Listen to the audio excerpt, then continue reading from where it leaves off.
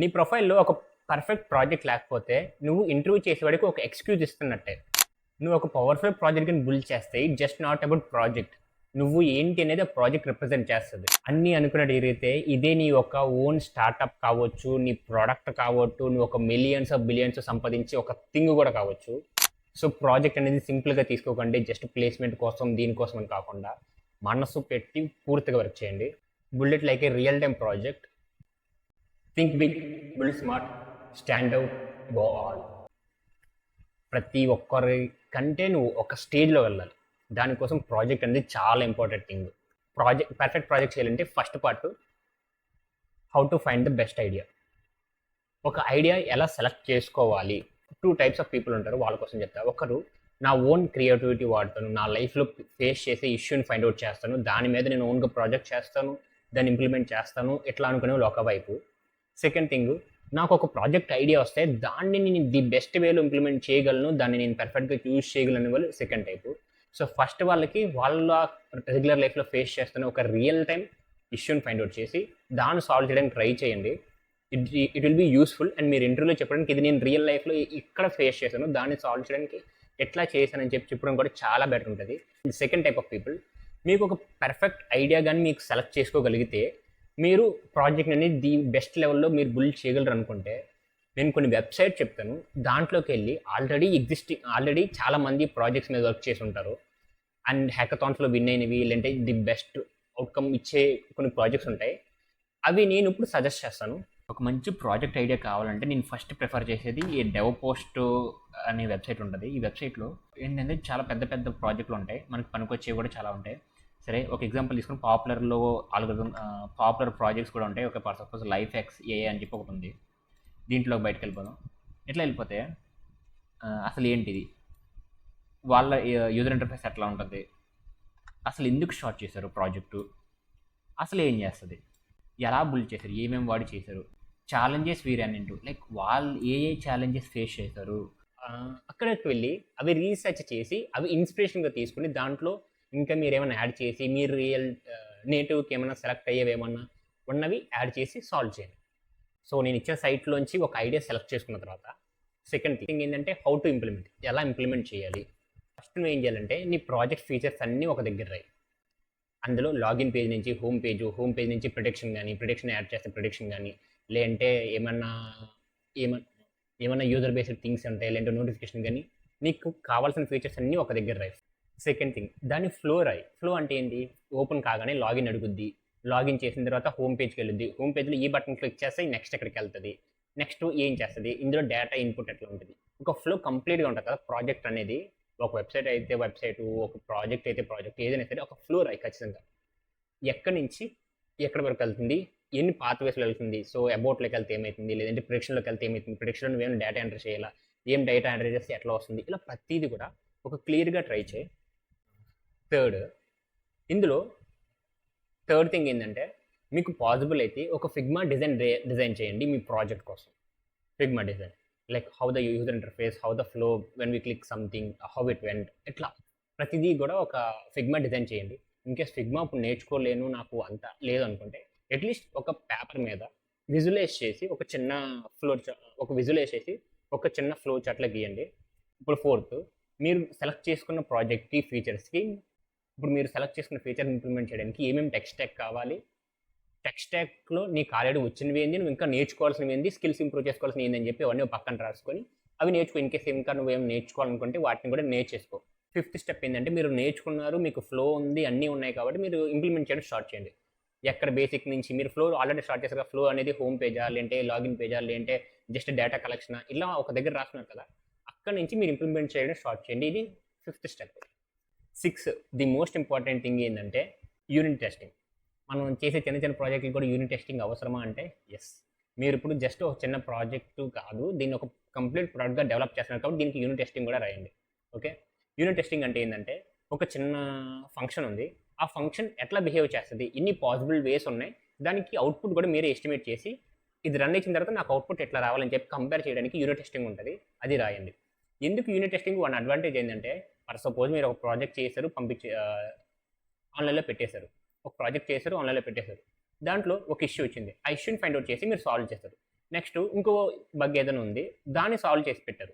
ఈ second bug solve చేస్తున్నప్పుడు first bug solve చేశారు కదా, దాన్ని మళ్ళీ చేంజ్ చేసి ఓల్డ్‌లా వచ్చేస్తుంది. అంటే సెకండ్ బగ్ సాల్వ్ చేయబోయి ఫస్ట్ బగ్‌ని మళ్ళీ క్రియేట్ చేశారు. ఓకే. సో ఇప్పుడేమైతుంది? ఇప్పుడు పుష్ చేశారు, ఆన్‌లైన్‌లో పెట్టారు. మళ్ళీ ఫస్ట్ బగ్గే వస్తది. సో ఇయన్నింటి నుంచి నువ్వు తప్పించుకోవాలంటే యూనిట్ టెస్టింగ్ అనేది ఇంపార్టెంట్ థింగ్. యూనిట్ టెస్టింగ్ ముందే రాసేసావు. నీకొక బగ్ వచ్చింది. ఆ బగ్ వచ్చిన తర్వాత ఆ బగ్ రాకుండా మీరు కోడ్‌ని ఇంప్లిమెంట్ చేశారు. ఓకే. దీనికి తగ్గట్టు యూనిట్ టెస్టింగ్ రాసుకున్నారు. ఓకే. యూనిట్ టెస్టింగ్‌లో ఈ బగ్ ఫిక్స్ అయిపోయింది కాబట్టి ఆ ఫంక్షన్ ఆ ఫీచర్ ఎలా వర్క్ అవ్వాలో మీ దగ్గర ఆల్రెడీ ఉంది. నెక్స్ట్ ఇంకో కోడ్ బగ్ వచ్చింది. ఆ బగ్ ఫిక్స్ చేశారు. ఇప్పుడు మళ్ళీ మీరు రిలీజ్ చేసే ముందు యూనిట్ టెస్టింగ్ చేశారనుకో, ఈ ఫస్ట్ బగ్ అనేది మళ్ళీ ఫెయిల్ అవుతుంది. ఈ యూనిట్ టెస్టింగ్ అనేది ఫెయిల్ అవుతుంది. సో ఈ బగ్ ఆల్రెడీ మీరు క్రియేట్ చేశారు. దీన్ని మళ్ళీ రీసాల్వ్ చేయాలని చెప్పి మీకు తెలుస్తుంది. సో యూనిట్ టెస్టింగ్ అనేది చాలా ఇంపార్టెంట్ థింగ్. సో అది కూడా నేర్చుకోండి. ఇది యూజ్ అవుతుంది. మీరు లైట్ తీసుకుంటారు కానీ యూనిట్ టెస్టింగ్ చాలా యూజ్ అవుతుంది. నేను లాస్ట్‌లో చెప్తాను వీటన్నిటి అడ్వాంటేజెస్ మీకు లాస్ట్‌లో చెప్తాను. ప్రాజెక్ట్ కంప్లీట్ అయిపోయింది. ఇప్పుడు ఆప్టిమైజేషన్స్ అంటే ఏంటంటే, ఒక ప్రాజెక్ట్ చేసావు, నీకు తెలిసిన నాలెడ్జ్‌లో చాలా రాగా, లేదంటే ఒక స్ట్రక్చర్ ఫాలో అవ్వకుండా, లేదంటే చాలా హెవీ ల్యాగ్ ఉండేటట్టుగా, లేదంటే మల్టిపుల్ లూపింగ్ అని, మల్టిపుల్ ఫంక్షన్ కాలింగ్స్ కానీ, అంటే అంత ఆప్టిమైజ్‌గా రాయలేదు. ఫర్ సపోజ్ నువ్వు ఒక డేటాని యాక్సెస్ చేయడానికి 4 లూప్స్ రాసావు. వర్క్ అయితుంది. కానీ it will be slow. Right. So it will be slow. So దీన్ని రిసాల్వ్ చేయడానికి మీరు ఏం చేయగలరు? Optimisations is must. ఆప్టిమైజేషన్స్ ఎలా చేయాలని చెప్పి మీకు ఎలా తెలుస్తుంది? ఆప్టిమైజ్ చేయాలంటే మీకు ఒక చాయిస్ ఉంది. మీరు ఏదైతే కాలేజ్‌లో చదువుతున్నారో అదే కాలేజ్ నుంచి పాస్ అవుట్ అయిపోయిన సీనియర్స్ కానీ, లేదంటే టెక్నాలజీ తెలిసిన వాళ్ళు కానీ, ఆల్రెడీ రియల్ లైఫ్ ప్రాజెక్ట్స్‌లో బిల్డ్ చేస్తున్న వాళ్ళు కానీ, వాళ్ళకి ఒకసారి లింక్డ్ఇన్‌లో కానీ, దేంట్లో కానీ కాంటాక్ట్ అవ్వండి. సేమ్ కాలేజ్ నుంచి అయితే హై ఛాన్సెస్ ఉంటే వాళ్ళు మీకు తిరిగి రెస్పాండ్ అయ్యే ఛాన్సెస్. సో రెస్పాండ్ అయిపోయి, హాయ్ అన్నయ్య ఎలా ఉన్నారు? నేను ఇట్లా ఒక ప్రోడక్ట్ చేశాను, చాలా బాగుంటుంది. నేను ఇట్లా చేద్దాం అనుకున్నాను. మీ స్కిల్స్ అన్ని చూసాను. నాకు ఎలానే అవుతుందో మీరు ఏమనుకోకపోతే ఒక 10 మినిట్స్ నా కోసం ఇచ్చి, నాకు ఈ గిట్‌హబ్‌లో ఈ కోడ్ అంత ఉంది. ఒకసారి ఏమన్నా చెక్ చేసి, రివ్యూ చేసి ఏమన్నా సజెషన్ ఇవ్వగలరా అన్న? ఇట్లా అని మాట్లాడితే వాళ్ళు హై ఛాన్సెస్ ఉంటాయి. సో వాళ్ళు చెక్ చేస్తారు. ఓకే. నేను ఇంకా ఇట్లా ఆప్టిమైజ్ చేద్దాం అనుకుంటున్నాను. ఒక కంప్లీట్ ప్రొడక్ట్‌గా చేద్దాం అనుకుంటే మీ హెల్ప్ కూడా నాకు కావాలన్నా. మన కాలేజ్ నుంచి మీ హెల్ప్ కూడా ఏమైనా చేయగలరా? నేను ఇట్లా బిల్డ్ చేద్దాం అనుకుంటున్నాను అని చెప్పంటే వాళ్ళు ఖచ్చితంగా హెల్ప్ చేస్తారు. వస్తారు, చెక్ చేస్తారు. సో వాళ్ళేందంటే ఆల్రెడీ ఇండస్ట్రీలో ఉన్నారు. సో వాళ్ళేం చెప్తారంటే కోడ్ క్వాలిటీ ఎట్లా ఇంప్రూవ్ చేయి, ఎట్లా ఉంది కదా ఒకటే మొత్తం రాసేసావు, దాన్ని చిన్న చిన్న చంక్స్ కింద చేసి మల్టిపుల్ టైమ్స్‌లో రాయి. ఇక్కడ ఆప్టిమైజేషన్ కోసం నువ్వు ఒక వెక్టార్ వాడుంటావు. ఈ వెక్టార్ ప్రతిసారి డైనమికల్‌గా ఇంప్రూవ్ అవుతూ ఉంటది. ఫర్ సపోజ్ నువ్వు వెక్టార్ అనేది ఓకే. ఇక్కడ వెక్టార్ అనేది ఇనిషియలైజ్ చేసి ప్రతిసారి పుష్ చేస్తున్నావు. ఇది ఆప్టిమైజ్డ్ వే కాదు. మీరు ఆల్రెడీ నీకు సైజ్ తెలుసు కాబట్టి ముందే ఆ సైజ్‌తో ఉన్న ఎరే గాని, వెక్టార్ గాని ముందే ఇనిషియలైజ్ చేయి. సో ఇది డైనమిక్‌గా ప్రతిసారి ఇంక్రీజ్ అవ్వదు. డైనమిక్‌గా ప్రతిసారి ఇంక్రీజ్ అవ్వకపోతే it will be faster. So వాళ్ళు చెప్పినవన్నీ చెప్పి ఇంప్రూవ్ చేసావు కదా! ఇప్పుడు ఏం చేయాలంటే నువ్వు వాళ్ళ ఆప్టిమైజేషన్స్‌కి ముందు నువ్వు ఒక రాసావు కదా! అప్ టు యూనిట్ టెస్టింగ్ వరకు. అప్పుడు పెర్ఫార్మెన్స్ టెస్ట్ ట్రై చెయి. లైక్ ఏందంటే ఒక పెద్ద డేటా యూజ్ చేసి, లేదంటే ఒక పెద్ద మల్టిపుల్ థింగ్స్ వాడి అది ఎంత టైం పడుతుంది? ఓకే. ఆప్టిమైజేషన్ చేసావు కదా! అది ఎంత టైం పడుతుంది రన్ చేయడానికి? ఒక పెద్ద లార్జ్ డేటా గాని ఏదైనా తీసుకొని దాంతో ట్రై చెయి. ఎంత టైం పడుతుంది? వీళ్ళు చెప్పింది చేసావు కదా! దీని టైం కాలిక్యులేట్ చెయి. ఖచ్చితంగా ఫాస్టర్ ఉంటది. అప్పుడు నువ్వేం చేయొచ్చంటే ఇంప్రూవ్ 46%. మనం రెజ్యూమ్‌లో నార్మల్‌గా పెట్టేస్తాం కదా! అట్లా కాదు. ఇది ఇట్లా ఆప్టిమైజ్ చేసాం. ఏమేమి ఆప్టిమైజ్ చేసామంటే ప్రీవియస్‌గా నేను వెక్టార్‌ని డైరెక్ట్‌గా చేసి పుష్ చేస్తా ఉన్న ప్రతిసారి ఇటు డైనమికల్‌గా ఇంక్రీజ్ అయితుంది. మెమరీ అనేది ప్రతిసారి డీఎల్‌లోకేట్ టు ఎల్లోకేట్ మల్టిపుల్ టైమ్స్ అవుతుంది. అట్లా కాకుండా నాకు ఆల్రెడీ సైజ్ తెలుసు. సో సైజ్ తెలుసు కాబట్టి ముందుగానే ఆ అరే సైజ్ ఫిక్స్ చేసి తర్వాత దాంట్లో డేటా ఇన్సర్ట్ చేసాను. డైనమిక్‌గా చేంజ్ అవ్వదు. సో ఫాస్టర్ అవుతుంది. తర్వాత హీప్ మెమరీ ప్రతిసారి క్రియేట్ చేయట్లేదు. ఇవన్నీ చెప్పావు కదా! స్టాక్ మెమరీ వాడాను. ఇవన్నీ చెప్పావు. ఇది చెప్పిన తర్వాత ఇంటర్వ్యూవర్ షాక్ అయిపోతాడు. ఎందుకు అంటే నువ్వు ఒక ఫ్రెషర్‌వి. నువ్వు జస్ట్ ప్రాజెక్ట్స్ మంచి ఐడియాతో వెళ్తేనే టూ గుడ్ ఉంటావు. నువ్వు ఆల్రెడీ మంచి టాపిక్ తీసుకున్నావు. దాని మీద యూనిట్ టెస్టింగ్ రాసావు. బగ్స్ వచ్చినాయి అన్నావు. బగ్స్ కోసం యూనిట్ టెస్టింగ్ మళ్ళీ రాసానన్నావు. అవి పాస్ అయితేనే నెక్స్ట్ కమిట్ అయ్యేటట్టుగా రాసావు. నెక్స్ట్ ఇవన్నీ ఒక లెవెల్ అయితే దానికి నువ్వు ఆప్టిమైజేషన్స్ రాసావు. ఆప్టిమైజేషన్స్ అంటే ఏంటి? ఇండస్ట్రీ లెవెల్లో నువ్వు రెడీ చేసావు ప్రాజెక్ట్‌ని. చిన్న చిన్న థింగ్స్ కాకుండా ఒక రియల్ టైమ్ ప్రొడక్ట్ రెడీ చేసావు. గుడ్ కోడ్ క్వాలిటీ ఉంటుంది. ఎర్రర్ హ్యాండ్లింగ్ ఉంటుంది. ఆన్లైన్‌లో పెట్టిన తర్వాత అది పానిక్ అవ్వకుండా ఎర్రర్ హ్యాండ్లింగ్ చేశాను అంటున్నావు. దాన్ని ఆప్టిమైజ్ చేశాను అంటున్నావు. హీప్ మెమరీ, స్టాక్ మెమరీ అని చెప్పి ఇవన్నీ చెప్తున్నావు. తర్వాత మళ్ళీ యూనిట్ టెస్టింగ్ రాసాను. ఇవన్నీ ఆప్టిమైజ్ చేశానని చెప్తే వాడికి ఇంకా నువ్వు ఇక్కడ కనిపిస్తావు. ఎందుకంటే బేసిక్‌గా ఫ్రెషర్ కాబట్టి నీ దగ్గర నుంచి ఇంత లెవెల్‌లో ఎవరు ఎక్స్‌పెక్ట్ చేయరు. ఇన్ కేస్ నువ్వు చేసుంటే నువ్వు డీఎస్ఏలో కొన్ని చెప్పి కొన్ని చెప్పకపోయినా నువ్వు మాక్సిమం ఏందంటే లాస్ట్‌లో ప్రాజెక్ట్స్ అడుగుతారు. నువ్వు ప్రాజెక్ట్స్ గురించి ఇవన్నీ చెప్పేసరికి వాడు ఇంప్రెస్ అయిపోతాడు. ఎందుకంటే నువ్వు ఒక ఇండస్ట్రీ లెవెల్‌లో ఒక కంప్లీట్ ప్రొడక్ట్ రెడీ చేసావు without even you are not into a software. So, నీకు ఆల్రెడీ నీ మీద వాడికి ఎక్స్‌పెక్టేషన్స్ టూ గుడ్ ఉంటాయి. వాడు ఒక పాజిటివ్ థింగ్‌తో నీకు మంచి హై ఛాన్సెస్ ఉంటాయి. నువ్వు డీఎస్ఏ సరిగ్గా చెయ్యకపోయినా ఈ ప్రాజెక్ట్స్ వల్ల నువ్వు ప్రాజెక్ట్స్‌లో చేసిందంతా చెప్పడం వల్ల నీకు పాజిటివ్ రివ్యూ ఇచ్చే ఛాన్సెస్ చాలా ఎక్కువ ఉంటాయి. ఏ ఛాన్స్‌ని కూడా పాడు చేసుకోకు. సో, మనం అందరిలోకెల్లా స్టాండ్ ఔట్ అవ్వాలంటే ఇవన్నీ చేయాలి. ఓకే. సో, వేరే వాడొచ్చాడు. వాడు డీఎస్ఏ బాగా చేసాడు. కానీ లాస్ట్‌లో ప్రాజెక్ట్స్ వాడికి అంత ఇంప్రెసివ్‌గా లేవు. లాస్ట్‌లో వెళ్ళేది వాడు లాస్ట్‌లో చెప్తాడు.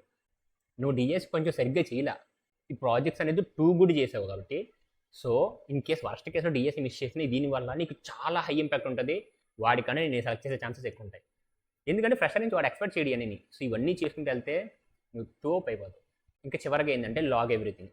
నువ్వు చేసిన ప్రతిదాన్ని ఒక దగ్గర రాసుకో. నీకు వీలుంటే ఒక గూగుల్ డాక్ గానీ, నోషన్‌లో గానీ లేదంటే ఏది కుదరకపోతే ఒక చిన్న బుక్ పెట్టి బుక్‌లో అన్నీ రాసుకో. అసలు ఈ ప్రాజెక్ట్ ఏం చేస్తుంది?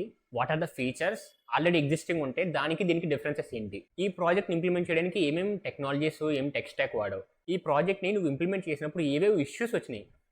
దాన్ని నువ్వు ఎట్లా సాల్వ్ చేసినావు? తర్వాత ఆప్టిమైజేషన్స్ ఎలా చేసావు? ఆప్టిమైజేషన్ కంపారిజన్ ఎలా చేసావు? ఎంత ఇంప్రూవ్ అయింది? ఇయన్నీ కూడా రాసుకుంటూ ఉండురా. ఒక చిన్న ఆప్టిమైజ్ చేసావు. దాని తర్వాత ఎంత ఇంప్రూవ్ అయింది? తర్వాత నువ్వు ఎంత ఇంప్రూవ్ అయింది? ఇట్లా కంపేర్ చేసుకుంటూ రా. ఏమేమి ప్రాబ్లమ్స్ వచ్చాయి? బగ్స్ వచ్చినాయి. దాన్ని ఎట్లా రిసాల్వ్ చేసావు? ఇయన్నీ కూడా రాసుకుంటూ రా. ఎందుకంటే బగ్స్ అనేది ఎక్కువ రావచ్చు కాబట్టి సో, ఇన్ కేస్ నోట్స్‌లో రాస్తుంటే కొంచెం ఎక్కువ స్పేస్ ఉంచుకోండి దానికి. ఆన్‌లైన్‌లో రాస్తే ఆటోమేటిక్‌గా అది అయితా ఉంటది. సో, ఇట్లా అన్నీ రాసుకున్నారంటే మీరు ఇంటర్వ్యూకెళ్ళే ముందు ఒక్కసారి ఇది చదువుకున్నారంటే మీరు ప్రాజెక్ట్ చేసిన ప్రతీదీ గుర్తుంటే మీరు క్లియర్‌గా ప్రతీదీ ఎక్స్‌ప్లెయిన్ చేయగలరు. సో, రాసుకోండి. ఇదొక ఎక్స్‌పీరియన్స్, ఒక జర్నల్ అన్నట్టు స్టార్ట్ చేయండి. ప్రతిరోజు ఏం చేశారు? ఏమైంది? ఇట్లా రాసుకోండి మీరు ప్రాజెక్ట్ అనేది. చాలా బెటర్ ఉంటది. మీరు ఇంటర్వ్యూకెళ్ళినప్పుడు కూడా దాన్ని చదువుకుంటే మీరు చేసింది కంప్లీట్‌గా గుర్తుంటుంది. ఏమేమి చిన్న చిన్నగా మీరు చేశారు యూజ్ చేసుకొని అక్కడ కూడా చెప్పండి. ఓకే గైస్, ఇది ప్రాజెక్ట్స్ ది బెస్ట్ వేలో చేయడం ఎలా. అండ్ ఈ వీడియో నచ్చితే do like, share, subscribe. See you guys. Bye by.